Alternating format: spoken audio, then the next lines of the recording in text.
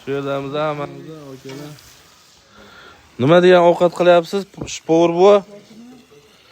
Ovqat paxtachi kabob. Paxtachi kabob. Masalliqlarni bir aytib o'tsangiz. Go'sht, suyakli go'sht, yog'li go'sht, dumba, piyoz, kartoshka va pomidor. Albatta tuz bilan so'on bo'ladi ozginada.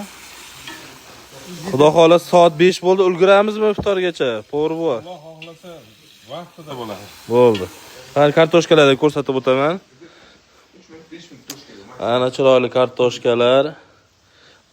Jizza mana 1 kilo, pomidor, chesnoklar, achchuvlar, mana mevalar, napitka, qattiq, qaymoq darajadagi. Muslimbek mana bugun bizlarga qattiq salat qilyapti, inshaalloh, mana chiroyli nimalar bilan.